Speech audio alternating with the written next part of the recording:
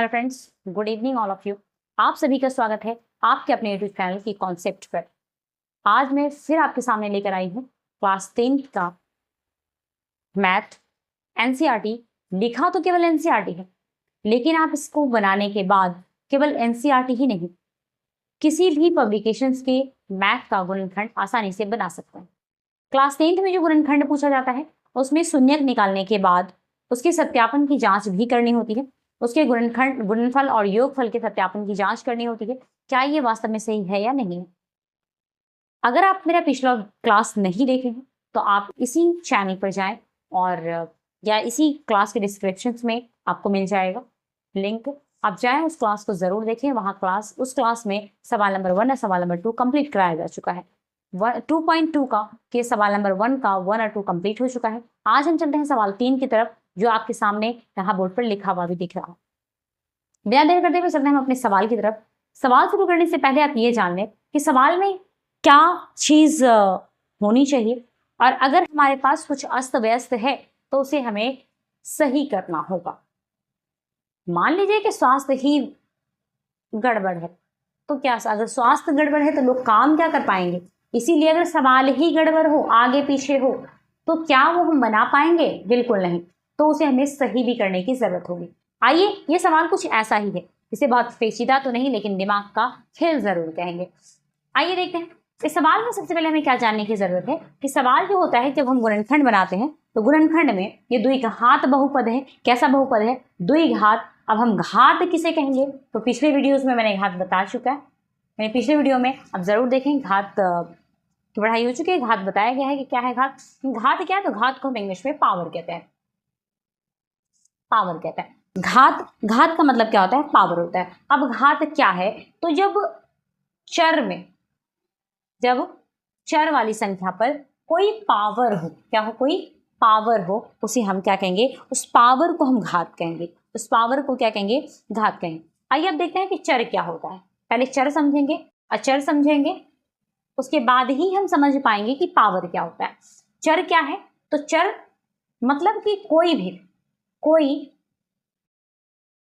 संख्या जिसके साथ अल्फाबेट लेटर जुड़ा हो। अल्फाबेट लेटर जुड़ा हो, जैसे 4x 9y 3x 3a 4c, ऐसा कुछ भी हो सकता है। ये क्या कहलाएगा? तो ये चर कहलाएगा। और इस चर के ऊपर अगर कुछ लिखा है, अगर इस चर वाले पर, इस अल्फाबेट लेटर पर अगर 2 लिखा है तो इसको द्विघात कहेंगे। क्या कहेंगे? इसको द्विघात कहेंगे। अगर 3 लिखा है तो इसको त्रिघात कहेंगे, और 3 से ज्यादा लिखा है ये बहुघात में चला जाएगा। कुछ ज्यादा खास नहीं है, मतलब चर और अचर केवल आप समझे अभी। तो ये चर कहलाएगा। अब अचर क्या है? तो बिल्कुल इसका उल्टा। अगर यहाँ पर क्या है? 3x स्क्वायर हम देख रहे हैं, ये स्क्वायर है, मतलब ये इस पर x के साथ स्क्वायर है, मतलब ये क्या हो जाएगा? और ये x लगा हुआ, अगर स्क्वायर नहीं भी होगा तो ये चर होगा। अगर ये x ही खत्म हो जाए, मतलब अल्फाबेट लेटर हो ही ना, अल्फाबेट लेटर ना हो, केवल संख्या हो, केवल क्या हो? केवल कोई संख्या हो, तो ये क्या कहलाएगा? ये अचर कहलाएगा। क्या कहलाएगा? ये अचर कहलाएगा। अब अचर में हम ले सकते हैं 4 है, 5 है, 6 है, 8 है, मतलब कोई भी काउंटिंग्स, कोई भी गिनती, ये अचर कहलाती है। आइए देखते हैं, हम सवाल की तरफ पढ़ते हैं। सवाल में क्या होता है, जब हमें द्विघात बहुपद बनानी हो, द्विघात बहुपद में चर पहले होता है और अचर बाद में होता है। इस बात को ध्यान रखेंगे कि चर क्या होगा? चर की संख्या जो होगी वो पहले होगी, और अचर क्या होगा? अचर बाद में होगा। तो हमारे पास यह सवाल क्या कह रहा है, आते हैं हल में। मैं रेड से लिख रही हूँ, आप लोग रेड से एग्जाम में नहीं लिखेंगे, या आप स्टूडेंट हैं रेड से तो लिखा ही ना करें। मैं रेड से केवल इसलिए लिख रही हूँ, मैं 2-3 मार्करों का इस्तेमाल केवल इसलिए करती हूँ कि आपको ये चीजें समझ आ सके कि कहाँ पर क्या चीज अलग हो रहा है। केवल इतनी सी बात है। हल, यहाँ मैं हल लिख रही हूँ। अब हल क्या है? हमें हल करना है। सवाल पहले हम उतार लेते हैं। अभी मैंने आपसे क्या कहा कि पहले क्या होता है? पहले चर पद एक साथ होता है, तब अचर पद होता है। लेकिन इस सवाल में तो हम कुछ उल्टा देख रहे हैं। सवाल में क्या देख रहे हैं कि पहले हमारे पास चर है, पहले चर है, फिर अचर है,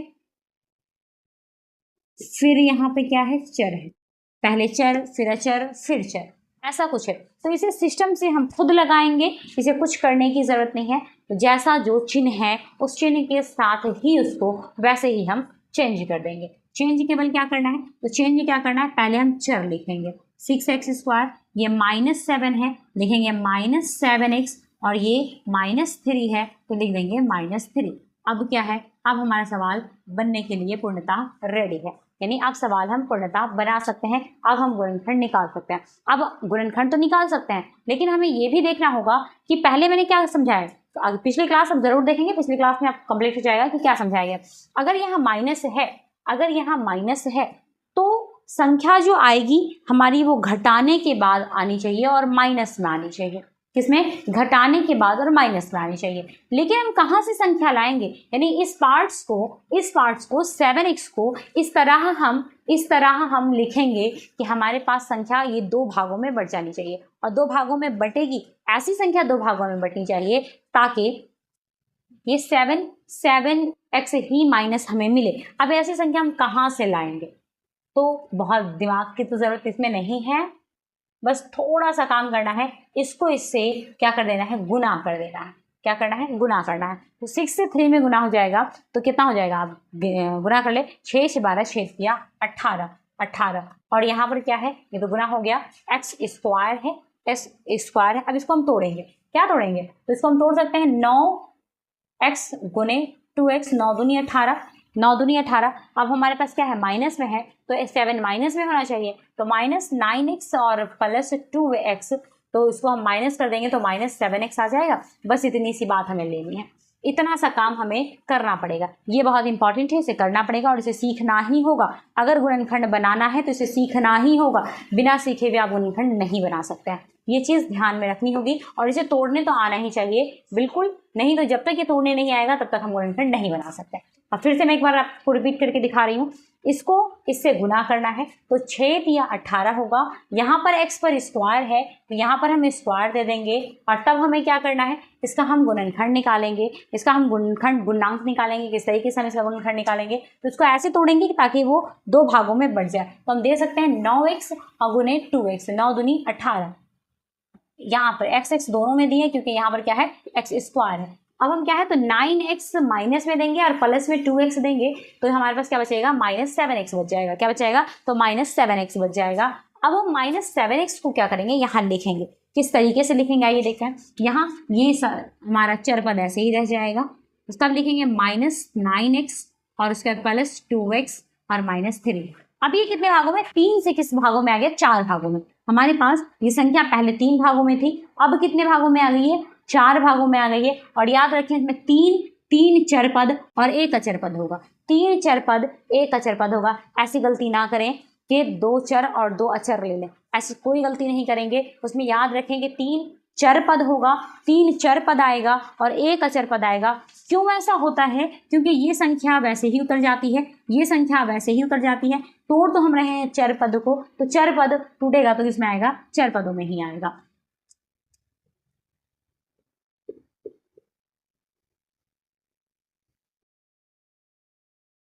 आइए अब इसको सॉल्व करके आते हैं, देखते हैं।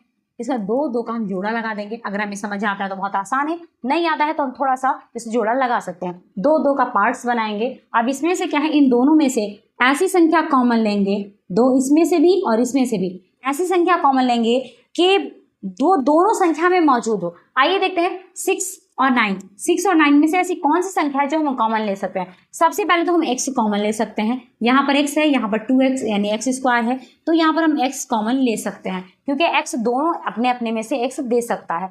अब बात आई यहाँ पर 6 की, यहाँ पर 6 है, यहाँ पर 9 है। अगर हम 6 लेते हैं तो 9 में से 6 कैसे होगा, अगर 9 लेते हैं तो 6 के पास तो 9 है ही नहीं, तो कहाँ से देगा। तो हम ऐसी संख्या कॉमन लेंगे जो दोनों ही आपस में हमें दे सके। तो 3 हम ले सकते हैं क्योंकि 3 के टेबल से 6 भी कटेगा, डिवाइड हो सकता है। 3 के टेबल से 6 भी डिवाइड होगा, 3 के टेबल से 9 भी डिवाइड होगा। तो हम यहाँ क्या करेंगे 3 लेंगे, 3x कॉमन ले लेंगे। अब यहाँ देख लेते हैं 3 से 2 6 कटेगा तो 3 दूनी 6, 2 यहाँ x से x कट जाएगा तो 1x बचेगा, माइनस का माइनस, 3 से ये कटेगा तो 3 तिहाई 9 और यहाँ देख लीजिए x से x कट गया। अब यहाँ पे भी वही हाल है, यहाँ से भी कुछ लेंगे, यहाँ पे सब हम क्या कॉमन ले लेंगे,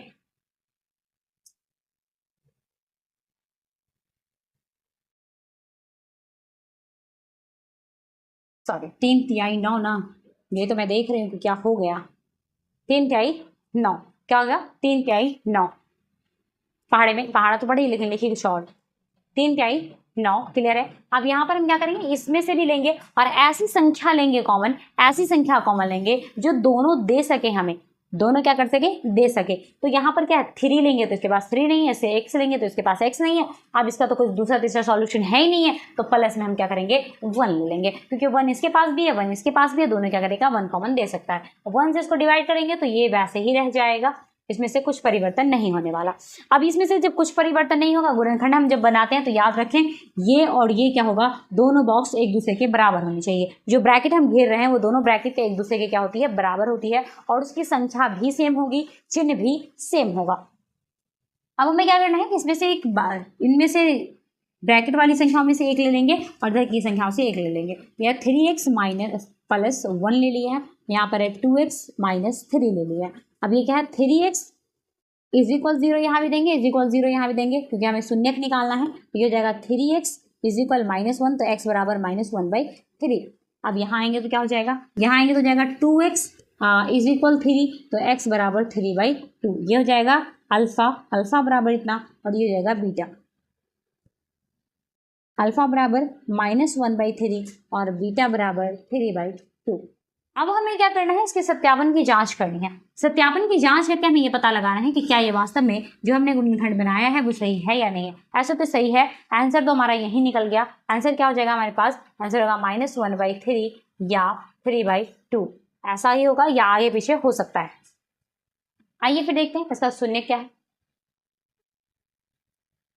अब इसका क्या निकालना है, हमें सत्यापन की जांच करनी है। तो सबसे पहले हम लिखेंगे शून्यकों का, पहले अल्फा a1 b1 निकाले यानी a b निकाले, तो a बराबर क्या हो जाएगा 6, b बराबर क्या हो जाएगा -7 और c बराबर क्या हो जाएगा -3। अब हमें निकालना क्या है, तो शून्यकों का गुणनफल बराबर, या कॉमा दे दें, शून्यकों का शून्यकों का योग फल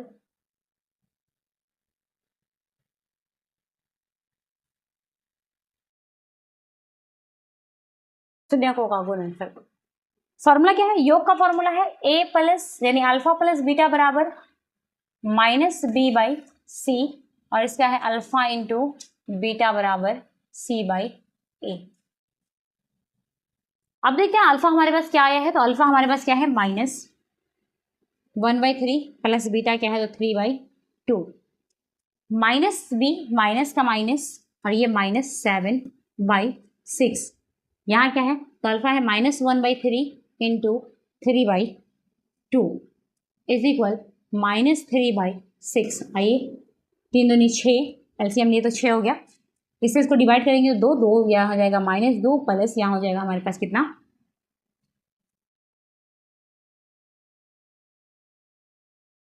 ऐसे तो 3/9 बराबर माइनस माइनस प्लस हो जाएगा 6/7। इसको भी ले लेते हैं, इसका इंटू करेंगे तो -3/6 इज इक्वल -3/6। ये तो यही सत्यापित हो गया, दोनों एक दूसरे के बराबर हो गया। इसको थोड़ा सा लॉन्ग लेना है, इसमें से ये क्या होगा माइनस होगा, तो माइनस हो जाएगा तो बचेगा 7/6 इज इक्वल 7/6। ये भी यहाँ मतलब क्या हो गया, ये सत्य। ये सवाल हमारा कंप्लीट हो गया। सवाल कौन सा है, तो सवाल हमारा है 2.2 का सवाल नंबर 1 का 3, ये कंप्लीट हो चुका है। आप चाहें तो इसका स्क्रीनशॉट ले लें या आप इसे नोट कर लें।